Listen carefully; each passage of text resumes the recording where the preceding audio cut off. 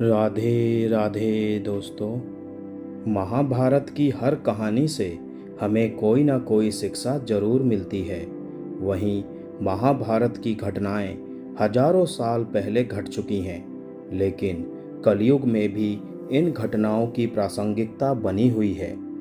आप नीति, अनीति, न्याय, अन्याय, अच्छे बुरे जैसी कई बातें इन कहानियों में देख सकते हैं। महाभारत में ऐसा ही प्रसंग है, इसके योद्धाओं से जुड़ा हुआ। आज हम आपको 4 योद्धाओं की आखिरी इच्छा के बारे में बताएंगे। मृत्यु से पहले मांगी गई इनकी ये इच्छा बहुत ही कठिन थी। दोस्तों, अगर आप पहली बार मेरा वीडियो देख रहे हैं तो प्लीज़ मेरे चैनल को सब्सक्राइब करके बेल आइकन को ज़रूर प्रेस कर दीजिएगा। तो चलिए इस कहानी में आगे बढ़ते हैं।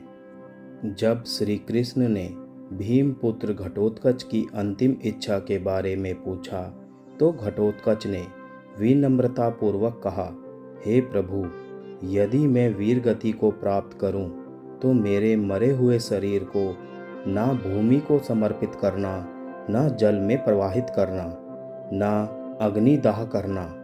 मेरे इस तन के मांस, त्वचा, आँखें, हृदय आदि को वायु रूप में परिवर्तित करके आकाश में उड़ा देना। मेरे शरीर के कंकाल को पृथ्वी पर स्थापित कर देना। आने वाले समय में मेरा यह कंकाल महाभारत युद्ध का साक्षी बनेगा।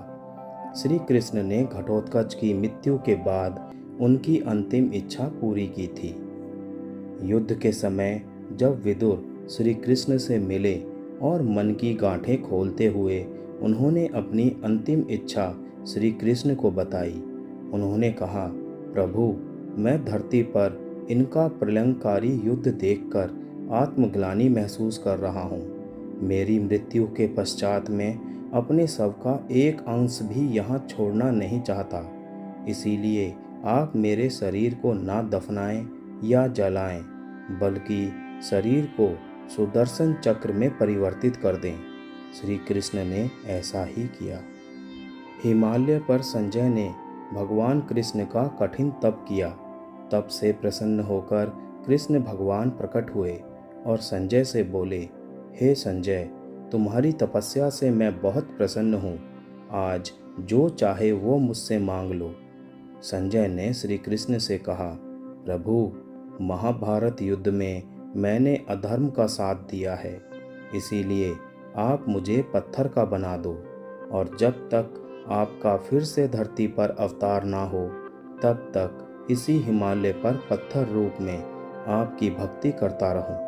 भगवान श्री कृष्ण ने संजय को अपने शालिग्राम रूप में परिवर्तित करके हिमालय पर स्थापित कर दिया। जब कर्ण मृत्युशैया पर थे तो उन्होंने श्री कृष्ण को अपनी अंतिम इच्छा बताई थी। कर्ण ने अपने साथ हुए अन्याय को याद करते हुए भगवान कृष्ण के अगले जन्म में उसके वर्ग के लोगों के कल्याण करने को कहा। दूसरे वरदान रूप में भगवान कृष्ण का जन्म अपने राज्य में लेने को मांगा, और तीसरे वरदान के रूप में अपना अंतिम संस्कार ऐसा कोई करे जो पाप मुक्त हो। भगवान कृष्ण ने सभी वरदान स्वीकार कर लिए, लेकिन तीसरे वरदान के बारे में वो सोचने लगे कि भला ऐसा कौन है जो पाप मुक्त हो। वरदान देने से वचनबद्धता थी, इसीलिए कर्ण का अंतिम संस्कार भगवान कृष्ण ने अपने ही हाथों से किया था। आपको महाभारत से जुड़ी यह जानकारी कैसी लगी, हमें कमेंट करके ज़रूर बताइएगा। और साथ ही अगर आपको यह वीडियो अच्छा लगा हो तो इसे शेयर ज़रूर करें। राधे राधे।